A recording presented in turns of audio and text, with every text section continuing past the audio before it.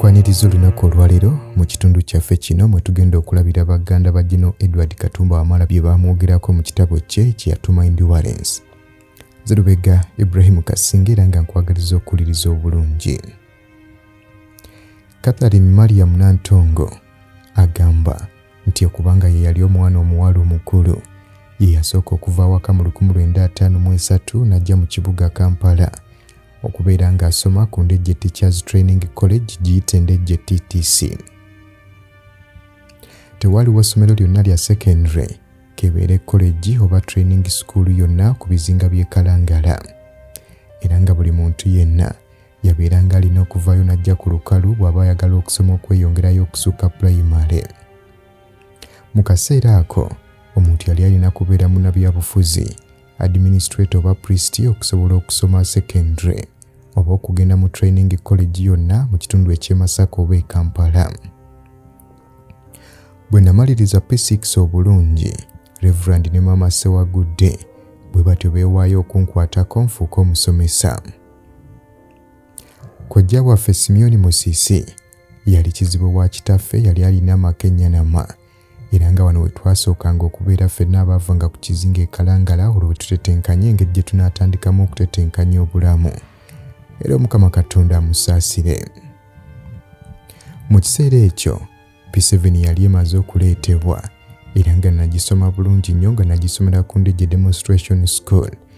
Olwo ebibuuzo nga maze okubituula omwaka ogwaddako ne ngenda ku TTC. Olwo emyaka 2 nga ne mu kutendekebwa obusomesa n'alinnya muyite maama wa Kabaka Sir Edward Muteesa II yajja n'akyala ku college. College bwe batyo bagikyusa erinnya ne bagituuma Lady Irene College Ndejje. Era byali biseera ebyo ne ngenda ewaka mu holiday okubeera nga mpummulako. Obula nagenda okutuukayo nasanga sister waffe omuto Saisoni atamaze okuvaayo e Kalangala nga azze Kampala okwegatta ku Mulago Nursing School. Ngebula omwaka gumumaliriza emisomo gyange nafuna ebbaluwa eyalimu amawulire amalungi ng'egamba nti maama yazadde omwana ow'obulenzi. Nasanyuka nnyo era amazima gali nti ffenna twali basanyufu. Bwe tutyo twatambula okugenda e Kalangala okulaba ku mwana ono yali azaaliddwa. Omwana ono ow'obulenzi baamuzaala ku nnaku z'omwezi zezimu ne Kabaka. Era bwe batyo ne bamubbulamu erinnya lya Edward nga baalijja ku Kabaka wa Buganda Sir Edward Muteesa II. Twali bakulu era nga twasanyuka nnyo okubeera nga maama azadde omwana ono. Bwe tutyo ne tumwagala ebitagambika. Mu 1960 maama, taata, tekako n'omuto baatambula ne bajja Ennyanamu kubanga batukyalirako. Yali mwana alabika obulungi wabula nga yayonoonekamu. Era muli ne tulowooza nti ono ayinza obutasoma singa abaasigadde ne bazadde baffe abaali bali mu mukuza ekyejo. N'olw'ensonga eyo Saisoni yali abeera ejjinja mu kaseera ako n'atwala Edward. Nze nafumbirwa mu 1964 obula nga bankyusakyusanga nnyo olw'omulimu gwe nali nkola ogw'obusomesa. Kyokka bwe nasobola okubeera nga nzikakkana nasaba Edward ono bamumpe mbeere naye asobole okuba nga nnyambako ku baana. Edward akadde konna yayagalanga abaana era nga nabo babeera bulungi bwe babeera naye. Ono bwe yatwegattako yali mu kibiina kya 4. Edward yali mwana mulungi kubeera naye olw'ensonga nti yali muwuliza ate nga ayagala abaana, ekintu nange kye nali sirinaamu buzibu yadde. Okugattako Edward ye mwana gwe walekanga awaka n'otabamu na kweraliikirira kwonna, kubanga yakolanga emirimu egy'awaka gyonna bulungi, n'afumba n'emmere n'awa banne ne balya. Era ng'omuntu omukulu aba yalese abaana awaka nga bwe mba nkomyewo sidda mu kubonaabona byakudda mu kiyungu, wabula nga nange ntuukira ku mmere gy'abeera yafumbye ekintu ekyalinga eky'enjawulo. Simanyi ngeri Edward ono gye yayigamu kukola mirimu gy'awaka, wabula amazima gali nti ayagala nnyo okukola emirimu, era nga nkakasa nti alabika yalabanga bulabi nga bagikola naye n'ayigira okwo. Wabula sinza butoogera ku muzannyo Edward gwe yali alina. Edward yazannyanga nnyo naddala omupiira, era ng'oluusi ayinza n'okwerabira okulya emmere. kyokka gye yakoma okwagala okuzannya era gye yakoma okwagala okukola. Nga wayise akaseera natandika okweraliikiriramu olw'omuzannyo gwe yali alina omungi era kwe kutegeeza Ssentongo yali mukulu waffe. Ssentongo yamutwala wakaawe era n'atusuubiza nti agenda kumutereeza. Edward ebbanga lyonna abadde ayagalwa abantu bawangaaliramu olw'ensonga nti yayagalanga nnyo okuzannya ne banne.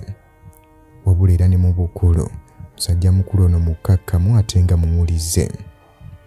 Bwe yali ng'akyasoma ono yalondebwa okubeera class monitor, teekako n'okubeera prefect.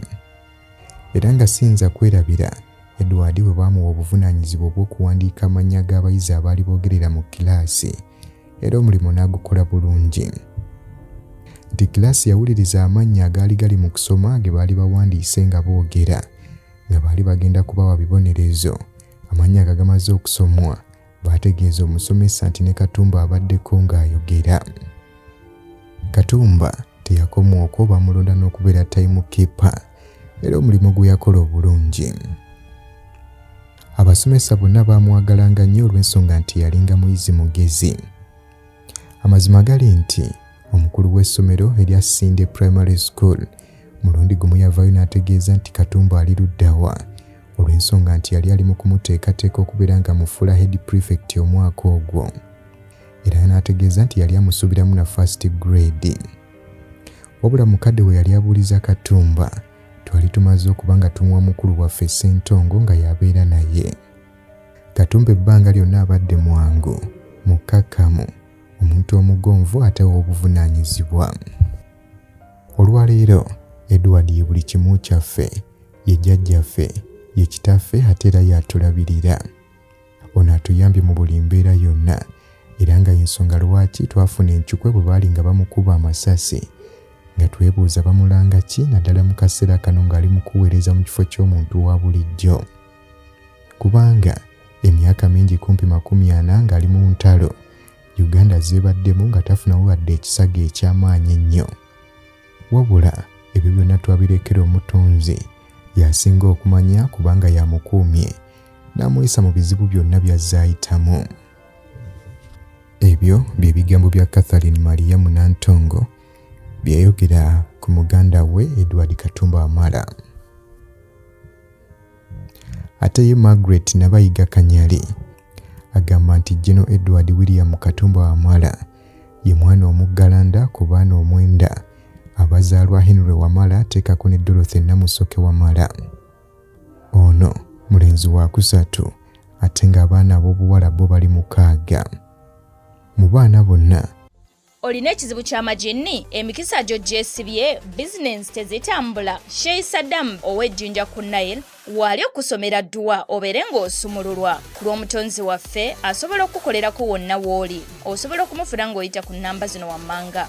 Yita ku nooti 755 23 67 91 oba nooti 785 897 686. Aba Divine Joy Stores Limited bakutuusaako kawoomera organic sugar cane jaggery, sukaali w'obutonde akoleddwa okuva mu bikajjo nga tatabuddwamu kintu kirala kyonna. Ono ngajjudde akawoona ebirungo ebiyamba omuto, omukulu, omulwadde ssaako n'omulamu atangira endwadde, ate nga asobola okukozesebwa omulwadde ayita mu mbeera ya sugar craving oba okuyoya ekiwoomereze mu bipimo ebitonotono. Ono musange mu supermarket zonna okwetooloola Uganda ssaako ne ku Jumia okumanya ebisingawo oba gwe yandyetaaze okusuubula. Kuba ku ssimu zaffe oba sindika obubaka ku WhatsApp noti 788 noti 39. Weewale okulumwa ensiri nga tonnaba kwebaka mu katimbako ng'okozesa Ropa Free Mosquito Oil Repellent. Ojja kumusanga mu pharmacies nga Friaka ewandegeya, Spring ne Kamukea ku Wilson Road ne Mega Supermarkets opposite Old Tax Park ne Garden City. Okumanya ebisingawo ita ku noti 772 421 235 ne noti 7 noti 2 421 235 oba ku www.ropafree.com. Mu baana bonna kitaffe omugenzi yali asinga kwagala Katumba. Yadde nga nze gwaddako obula ebyembisa asobola kufuna mukisa kkula naye. Bwe naweza emyaka 6 egy'obukulu nava ewaffe gye batuzaala ne ngenda okubeera ne sisita waffe Saisoni eyali agenda okufumbirwa. Saisoni yafumbirwa Mr. Frederick Zirabamuzaala asibuka mu kitundu eky'ebusoga. Bwe nava ewaffe ebweza, Edward yali wa myaka 2. Mu kaseera ako twali tetunaba kwetegeera bulungi, obula akaseera akatono ke twabeerako ffenna nga sinnavaayo. Edward yali anyiiza nnyo kyokka nga taata tayagala kumukoonako. Natandika okusomera mu kitundu eky'Ejjinja nga mbeera ne Mr. ne Mrs. Zirabamuzaale, era nga waayitawo emyaka egisoba mu 10 nga siraba Edward. Twaddamu okweraba nate omulundi omulala nga ndi mu P7. Omugenzi muganda waffe Benon Sontongo bwe yali ng'akyakola mu 19 bwe yajja okutukyalirako. Edward bw'atyo yabeerawo akaseera katono n'agenda n'abeera ne Benon. Okuddamu okusisinkana kwaffe kwali kwa kaseera katono. Benon bwe yakyuka n'adda e Kampala yagenda ne Edward ng'abadde naffe akaseera katono, naye ng'akaseera ako ke yali naffe yali mwana mukkakkamu era yeeyisa obulungi. Wabula ekizibu kyali alina kyokka ky'ekyokuba nga yali azannya nnyo, naddala ng'azannya omupiira era nga bw'agenda okuguzannya n'ekyemisana akyerabira. Okumanya Edward yazannyanga nnyo, obudde bwatuukanga n'okuziba ng'omukulu ono akyali mu muzannyo oluusi ekintu ekyamuleeteranga okubwamu ne ku miggo. Bwe yava Ejjinja saddamu kumulaba okutuuka mu kaseera we nagendera okubeera ewa Benoni nga nali ngenze kubeerayo kaseera katono nnyo nsobole okugenda e Nairobi mu 1972. Eyali ow'okubeerawo akaseera akatono nakomekkereza mbaddewo ekiseera ekiwanvu paka mu Julayi wa 1978. Mu kaseera ako Edward yali afuuse omuvubuka wabula ng'ate era muwulize muzibu. Era mu kweyagalira yakolanga emirimu awatali amukase, ng'akola emirimu gy'awaka, omwali okwoza engoye, okulongoosa ennyumba, okulabirira abaana teekako n'ebisigadde. Olwo East African Community bwe yaggyibwawo, nali nina okubeera nga nkwata ebintu byange nkomewo wano mu Uganda, nsobole okubeera nga nfuna ate ekyokukola ekirala. Mu kuleeta ebintu byange nali sirina muntu gwe nnyinza kutunuulira okuggyako Edward Katumba. Edward yajja bw'atyo n'annyamba okutuuka nga buli kimu ekyange kivuddeyo e Nairobi ng'era baabireetera mu train. Wabula mu byonna, gino Katumba Wamala kyakwesimisa kya famire ya Wamala. Buli kaseera abeerawo nga tumwetaaze, mukozi nnyo ate nga mukkakkamu eri omuto, omuvubuka oba omukadde. Ebiseera ebimu neewuunya ekitiibwa kyatuwa ffe bakulu be, kyokka ate ne mpulira nga muli ndi musiimu. Yadde ng'alina ekitiibwa kinene mu gavumenti n'abantu abatali bamu, obula ekyewuunyisa ebitiibwa ebyo abizza ku mabbali ne yeeyisa ng'omuntu owa bulijjo. Okubanga ye muggalanda waffe, bakulu baffe bonna Edward ono baabeeranga naye mu mpalo, abamu nga baabeeranga naye wiiki, abalala ttaamu. Wabula mu bakulu baffe bonna gye yabeeranga, kyabeeranga kizibu buli omu okumuta kubanga amuvaako. Edward asobola okuwaata amatooke, asobola okufumba ekintu kyonna, era ng'ono asobola n'okulabirira abaana. Era nga famire yaffe mwenyumirizaamu nnyo. Muganda wange, obula nga mu byonna ebisinga mukwano gwange, era nga mpita baaba nga bw'akola ku bakulu baffe bonna. Ebyo bye bigambo bya Margaret Nabayiga Kanyali ng'ayogera ku Edward Katumba Wamala mutowe.